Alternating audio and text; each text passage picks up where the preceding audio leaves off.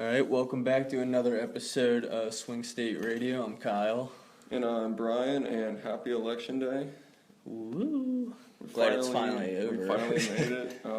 Yeah, hopefully it's over. Hopefully Yeah. one of them wins decisively tonight, and we don't have to deal with this being dragged out. I feel like that'll be the case. Weeks. I really hope so, because I can only imagine another week or so of this just dragging on would be I'm just getting sick and tired of all the social media posts and everything. Like, oh yeah, God, bored, just stop.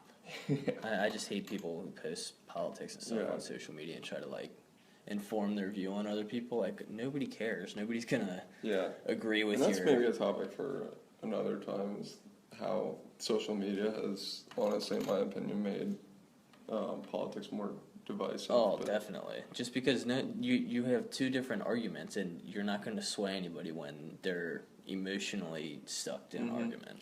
All right, so anyways, today we're basically just going to cover the election in general. We're recording this at about 11 o'clock, so the polls are open, but we're not going to know for a few hours who and how the election is shaping up. So we're going to give our predictions and kind of just talk about election day in general, and that's about it for today. We're not going to really delve into any heated topics probably, but hopefully you enjoy kind of our analysis of the election day process. All right, so we'll start off. Who did you end up voting for, and why? And did you vote early? Yes, I did vote early. I ended up voting for Hillary, as I kind of already said. At the end of the day, I don't know. I think from a progressive point of view, yes, Hillary Clinton has her issues, but I think she, especially more than Donald Trump, is the only one that'll, continue to push the progressive agenda, and I think that's what's most important to me. So, yeah, I kind of like that you said it that way and you phrased it that way, because a lot of people are saying and they base it off of just stupid arguments. They base it off of, I'm voting for one person because I don't like the other person more, and I think that argument is. Yeah, that's a detriment to the political process. Yeah. If you're going to vote for someone, at least have a few reasons to why you're voting for them. I just don't even agree with the woman card, people voting for Hillary because she's a woman. I think if you want to have a woman president, I think she'd be out of all the women in America, she'd probably be one of the last on the list. For you. Well, I think for everybody in general. If you really think about it. Not everyone in general, because she got the nomination. Yeah, I know, but I'm saying if we had, say the Democratic Party had multiple women running at one time, I think there would be far better candidates and people would realize it. Anyways, you surprised me this morning and said you actually ended up voting for Trump, even though you severely dislike him. Yes. Like I said in the first episode, I was on the fence, 1 being Hillary Clinton, 10 being Trump, and 5 being nobody. I'm at a 5.0, repeating to the umpteenth power 1, voting for Trump. And I just with recent things that have come out, and it made me think about it. I agree with some of his policies a lot more, and some of them I don't agree with, the trade agreement, but his low tax policies I definitely agree with, because when I graduate college I want to start my own business, and if I'm getting taxed 40%, then I won't. Yeah. Well, it'll probably be upwards of 40% with Hillary, but I won't be able to make what I need to make to sustain my business, and then in turn help use my money and help the economy grow better. So that's and then also, other than his policies that I think are better, I just recently, with her coming out, I just realized that she's been under 3 federal investigations. We have never had a candidate in history that has been under FBI investigation. Yeah. So I want to get your take on, we obviously, I think we both early voted, right? Correct? No, I voted this morning. Oh, okay. Yeah, Well, I that's early why I skipped voted, you class. voted you voted today. So I guess that'd be perfect then, because I can kind of give my take on the early voting process compared to the election day process. So I guess I'll kind of go first. It's actually pretty interesting because I voted about a week ago on Wednesday, and I interned for OKI Regional Council of Governments, which is downtown, and I was just on my way home from my internship, and the Hamilton County Board of Elections is basically on my drive home, so I was able to pull up basically right in front of the polling place and go early vote. I had no problems at all, very smooth, very easy, but that is kind of honestly to the contrary of what I've heard about early voting so far. I heard that is Saturday or Sunday, through social media outlets, they were talking about there was a like very long line, is basically over a half-mile long line to early vote. I heard and that. I was like, thank God I voted when I did and didn't wait till then, because honestly, thinking about it, I'm probably like most Americans where, we had class this morning and then I have to go to my internship today and then we have class again tonight, so being able to early vote was a huge help to me. So that's why I mean, it's just interesting. I mean, looking at it, I think, in my opinion, like there should be more early voting polling places in the future. I think early voting is I think as America as a whole, we should move towards one of three options, and I think the first is early voting, but with expanded early voting polling places, because obviously you have all these people early voting, and at least in Hamilton County, the only place you could early vote was at the Board of Elections. And they were obviously overwhelmed. I think option 2 is you make Election Day a federal holiday or combine it with Veterans Day. That way, again, people don't have work, they don't have anything to deal with. The only problem with that is that if you have people that, well, I guess it would be a holiday. So the next option would then be to move it from a Tuesday to a weekend, which makes sense. The only reason it's on a Tuesday is, like, it's basically archaic. It goes back to, I think, 1800s, when people basically needed to travel to their polling places. Basically Sunday was a, holy day for most people, and Monday was or Wednesday was like a market day or something, so they couldn't do it. So what made sense is that people traveled on Monday to get to their polling place by Tuesday, voted Tuesday, and then went home. And that's the way it's been since then, but in society that we live in today, that doesn't make as much sense. Yeah, I mean, I think early voting is good to an extent, but also, I think things that people try to look out for in the news, they're say Hillary Clinton was indicted or Donald Trump did something and was arrested. You could actually change your vote up to, I think, 2 or 3 times, even if you early vote. So it's not it's not set in stone. So the people that voted, say, is that 2 everywhere weeks ago, or is that just Ohio? I'm not sure, but I think it's most states. Okay.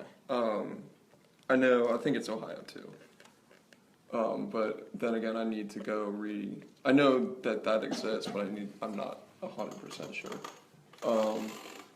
But yeah, that gives you the option that if something does come out, I know people were a little bit worried about, which she ended up getting cleared, but people were worried about the newest Clinton email issues. Yeah. If that truly revise their decision, they could be able to go back and change their vote. Yeah, and I also, on the point of making it a federal holiday, I mean, we have a lot of federal holidays. That's the idea of combining it with Veterans Day, which is already a holiday for most people. Yeah, if they combine it with... The only problem is I I feel see like that that- takes away from the Yeah. meaningfulness of Veterans Day. Yeah. But that's why, I mean, I personally am for moving it from a Tuesday to a weekend. Yeah, and I mean, I was just gonna go off of like working statistics and the percentage of Americans who actually vote. So 124, or in September of this year, there were about 125 million people who were employed on a full-time basis, which is 35 hours or more per week. Mm-hmm. And I think that combined with the percentage of Americans who vote, which is somewhere around 60% normally. In 2000 it was 54, and then it bumped up to 60 in 2008, and then, or 2008 it was 62, and then in 2012 it was 57. So it's relatively around 60% of Americans vote, which I don't think, if you're giving people like 40% of Americans who don't even vote anyway and don't care about it, clearly. But at the same time, I think, The like, day you off. know, people that are less inclined to vote, you know, like don't care as much, will make excuses like, oh, I have work, oh, I have to run errands. Yeah, you know? I can see that. If it's a holiday or a weekend, those people might turn around and be like, well, I don't really have an excuse not to show up to the polls. Yeah, now. but then in my opinion, if I would never skip out on voting. I think it's crucial. I think it's your and civic duty. Yeah, I think it's to civic vote. duty to vote, and you should vote in primaries and everything. Even though Yeah. we have, like we saw in class last week, like what was it, 17,000 people in Ohio voted. Voted in the primaries Yeah. out of 124,000 Yeah. registered voters. So, And I just think that's insane. Just like, so if I think about it from their standpoint, hey, they just enforce a law that I get the day off for election day. I'm going to not use that to vote. I'm going to use Yeah. that to go out with And- my family and and that's- hang out. that's why. And that's what would stink about it, is that's just one flaw that could happen through that. Yeah, but I think that's why, like, a weekend, you don't even make it a holiday, you make it a weekend, you know, the first or second Saturday of November. I think, you know, would be a good option. It's just a struggle, you know, you get, depending on, like, you know, where you're working, it's a struggle for people. And, you know, like we said, 100, you know, it's not like people aren't registering to vote. They do. It's just they have different issues and they have different varying interests in the election. So I think we should move on to talk about more kind of what your predictions are for the outcome of this election. So I was kind of listening to some right-wing radio hosts last night. Yeah. And they were being realistic about this election, and that's what I like to do. And like, people were like, "Oh, have faith in everything," and Yeah. and I'm like, no, it's like saying, like my friends earlier were saying, have faith in Trump winning, and I'm like, I don't have faith. I'm just being realistic. Like, that's like Yeah. your 10 closest Even friends telling you. even Sean Hannity, who I despise as a Oh, he's a radio Trump show surrogate, host, hardcore yeah. Trump surrogate. Even he is saying that, like, he sees a path for Trump but doesn't really believe that it's there. Yeah, I don't think it's viable. And like I kind of compared the be faithful and like hope that it wins to, I compared it to, like, say 10 of your closest friends tell you your girlfriend's cheating on you, and you don't believe them, and you say, oh, I'm just going to be faithful and think that she's not. It's kind of like the same thing, but on a more drastic scale, obviously. So in that review that I was listening to, basically talked about how to win this election, Trump must win North Carolina, Florida, Ohio, Iowa, and Nevada. Nevada? I could say Nevada, you say Nevada. Well, I can't remember. It's Nevada, isn't it? Like, Yeah, that's how. technically, because Trump got made fun of for saying Nevada, and then he just like tried playing it off. I think so. Well, in my opinion, Trump's an idiot. So. Well, I don't know. I didn't know, like, because I remember Nevadians talking about it. And so he also, after Nevada, he also has to win one more state, which includes New Hampshire, Colorado, Virginia, Wisconsin, Michigan, or Pennsylvania. And people keep saying Minnesota, but Minnesota's not going to happen because he has no ground game whatsoever. Yeah. So I'd like to delve into it a little bit. North Carolina, and these are all states I'm going to list first that Trump must win to win the election. North Carolina, I think Clinton will win this. So far, Well, go ahead. You talk about North Carolina, then I want to throw something in about North Carolina. okay. So far, 3 million ballots have been cast in North Carolina, and which is more than the 2.8 in 2012. The Hispanic turnout is up. The black turnout is down. Yeah, that's what I was going to talk about. Yeah, and I think the Hispanic turnout is obviously the black turnout's down because they don't support Well, Hillary I too think- much, and like Obama was much more. How do you say it? He was much more accommodating to the black population, and like he What- spoke better to them. I think a little bit of the issue is because if you look across the South, at least, and I saw this, I think it was, I forget which source, off the top of my head, but I think it might have been the Washington Post, basically reported that turnout was up, and for black voter turnout was up in Georgia, Mississippi, and South Carolina, I think. So like the South in general is trending upwards for the black voters. North Carolina is down by like, I think it's like a double digits, like Yeah, that's weird.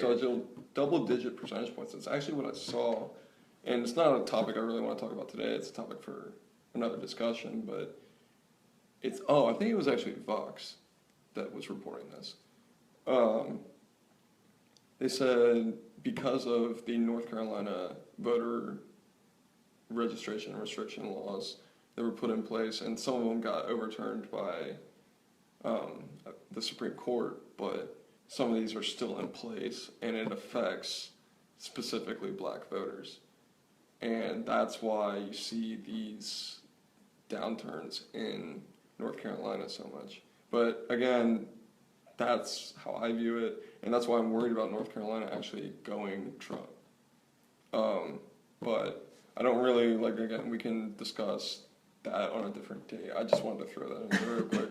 So the next one is Florida, and I think Clinton will win Florida because, I mean, in Florida, early voting doesn't tell us much. A lot of what I've been seeing says Clinton will win. Yeah, Florida, too. and apparently 6.1 million ballots have already been cast, with Democrats leading by 0.5%. But he refers to Politico, and he said Republicans vote more on Election Day, obviously, and although independents are showing up in massive numbers, Hispanics are voting disproportionately in Florida. And I think Hispanics are Trump's downfall. Yeah. I mean, he hasn't had them from the beginning, and I think you'll see a record turnout for Hispanics this year. Yeah, and one thing that could seem weird to me, like it throws me off a little bit. I was listening to a guy who ran for the 19th congressional district in Florida, and he was talking about how when he would go out, he wrote down on his paper every morning the addresses and everything of these people he would need to visit who are R4 voters, he called them, which are like hardcore primary, everything like that, Republican supporters, because he was running the primaries. Yeah. And he said on every street, you would walk by people who weren't listed as R3s or R4s down that street who had Trump signs in their yard. So he would eventually delve off every now and then and go knock on their door and say, hey, I noticed you're a Trump supporter. Why are you not on my list? And they're like, because I haven't voted in over 15 years and I don't trust the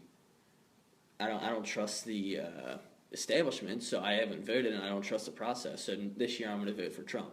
So I think that does show a little bit. Like I feel like there is probably a significant amount of people who are voting for Trump because they don't trust the establishment and who haven't voted in for over years, and the polling doesn't show it because in the past 3 elections they haven't been able to vote, they've been able to, they haven't voted.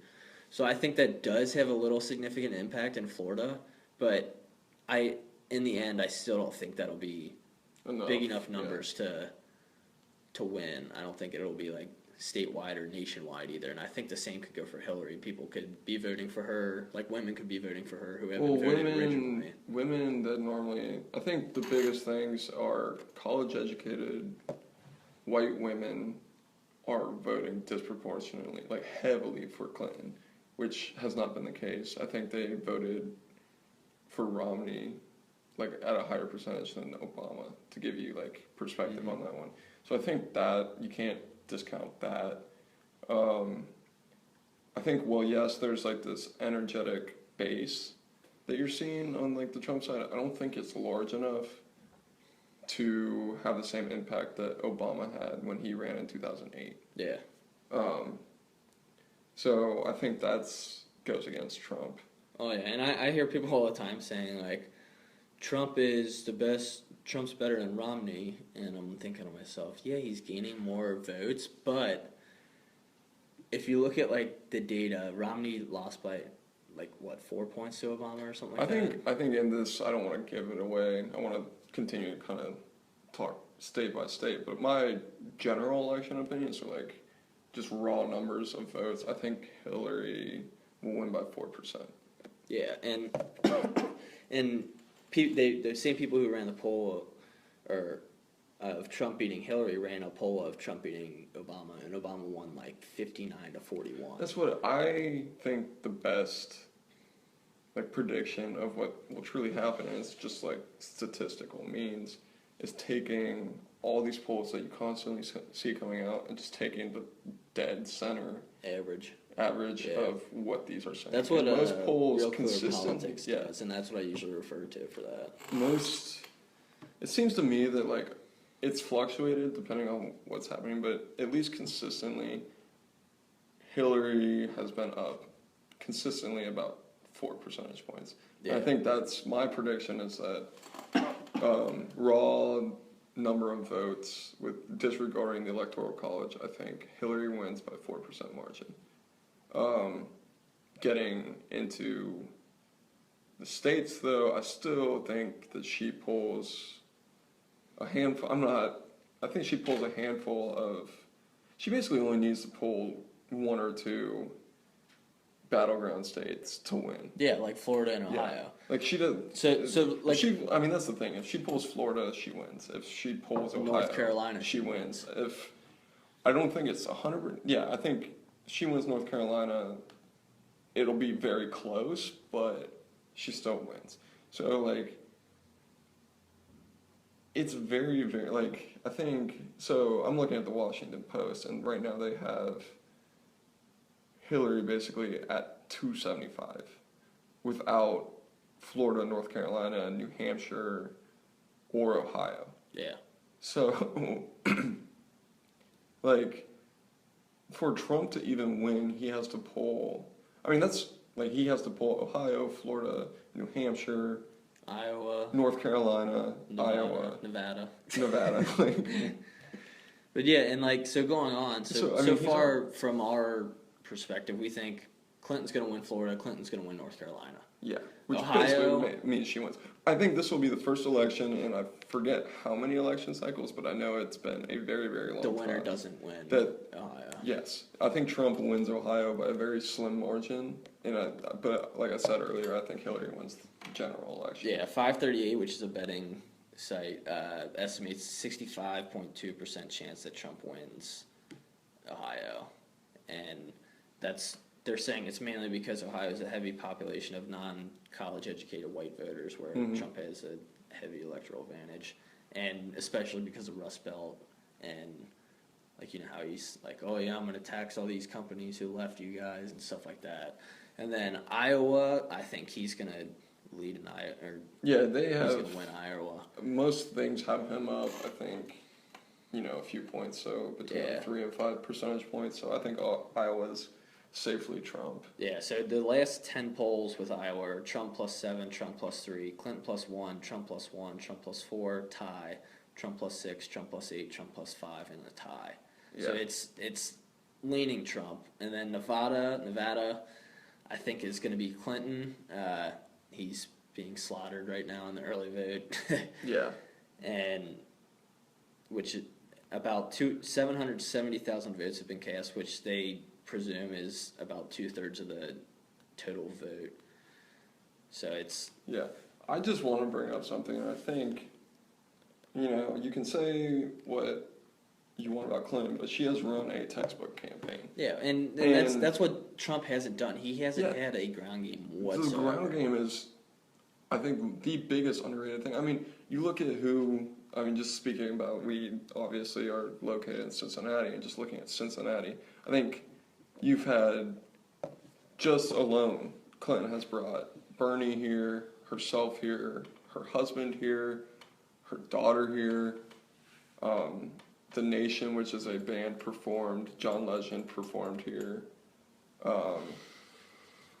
So that alone is 6 high, large events, and yes, Trump had a rally here. Yes, I went to that Trump rally, and there were a large number of people at that Trump rally. But outside of that, I think Sarah Palin might be coming today. Wow, exciting. Or not, my bad, not today. She was here yesterday. So you look at that alone, plus, beyond just the people that Clinton is polling to these different battleground places, Trump, she's got the ground game, I alone have gotten numerous texts, numerous emails from Clinton, and I've kind of I showed interest in the Trump campaign just to see what would come my way, and I really haven't gotten much, So, yes, Trump always talks about his big rallies and all these things, but at the end of the day, the ground game is huge and underrated. I mean, if I was a presidential candidate, I would try to hold events like the common conservative Republican would. They would hold grassroots campaigns, so they would go out to the rural areas and have people from churches, people from farms, all gather around and talk to him and listen to him, and he hasn't done this.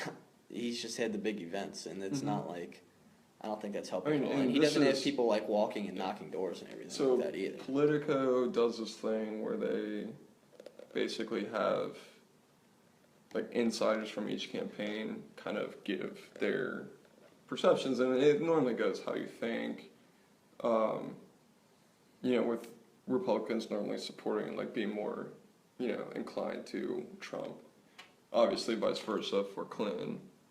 But in Denver, a Republican, and these are anonymous, he was basically saying at the end, I don't see Trump being able to do well enough in the Denver burbs for him to win the state.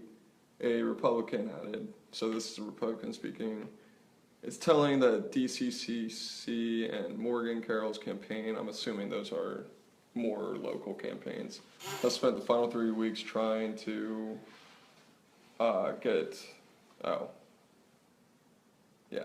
basically, Where's the site you were getting that map from? The map, just the Washington Post. Okay. So, I think the site is the Fixed Forecast. And anyways, but this Politico thing, I think basically what it's saying is that the ground game for Clinton is just so strong that, it's just overwhelming. And we said, Trump basically has no ground game at all, Yeah, and I mean, going on to that point, if those states we mentioned, which are North Carolina, Florida, Ohio, Iowa, Nevada, and then he has to win one more state after that. And the North Carolina, Florida, Ohio, and Nevada are must-wins. And we have him, and others have him losing in North Carolina and Florida. So we both agree and that New Hampshire. Florida will probably go her way. North Carolina goes, let's just say it goes Trump. Yeah, we'll give him the benefit of the doubt. Yeah. North Carolina goes Trump. Then we'll say Iowa goes Trump. Iowa, yes. Ohio Iowa will goes go Trump. Ohio goes Trump. Nevada, Clinton. She's way ahead. Trump would have to win today by 10 points to surpass her vote number. New Hampshire, probably Clinton. Trump has according to 538, he has a 66% chance of losing the state. Colorado, Clinton. Clinton, yeah, like what we talked about. Virginia, Hillary's got an 82% chance of winning. I say Virginia for Clinton. Yeah. Wisconsin, I would go with Clinton. So I think our final prediction, I kind of have been filling this out as we've been talking. We're looking at about 308 electoral votes for Clinton and 230 to Trump. Well, who do you have for Utah? I have Utah going. Oh, Utah's going. That'll Trump. probably be Evan McMullen. Well, let's just assume it goes Trump. Yeah. So we're still looking at 230 for Trump. Yeah, it's not. And 308. So I mean, even like It's that's what not we're saying. looking Like good. even if Trump is able to pull out Ohio and pull out a few more states, he still has a very slim chance. I mean, we're looking at in a Trump scenario, he almost has to like pull out Pennsylvania, which I doubt is going to happen. Oh yeah, it's no. So I mean, generally, I think we can agree that we don't think Yeah, Trump is gonna win. No, he has a long way to go. Like I'm just like gonna pull out scenarios where it might happen. So basically, Trump would need to win so Florida, North Carolina, Ohio, all go Trump. He'd then have to pull Pennsylvania and New Hampshire to get to 283. I mean, New Hampshire is very close right now, but Yeah. I don't think it's likely Like, that he'll. Basically, the only scenario where Trump wins at this point is winning every single battleground state, which is next to impossible, and winning a place like Pennsylvania or,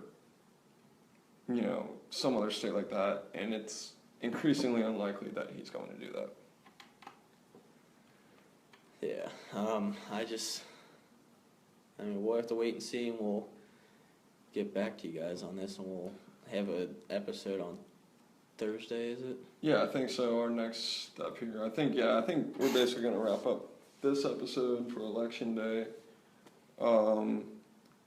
I think, we're going to try and fit another episode in on Thursday, which will break down the election. Who knows, maybe it's a lot closer than we think, and we'll be discussing, it won't be called yet on Thursday, which will make for an interesting That'll be episode. But we, regardless of what happens, we'll be breaking down the election again on Thursday, and, we'll have one or two more topics to talk about beyond just the election. Yeah. So. All right, we'll see you guys on Thursday.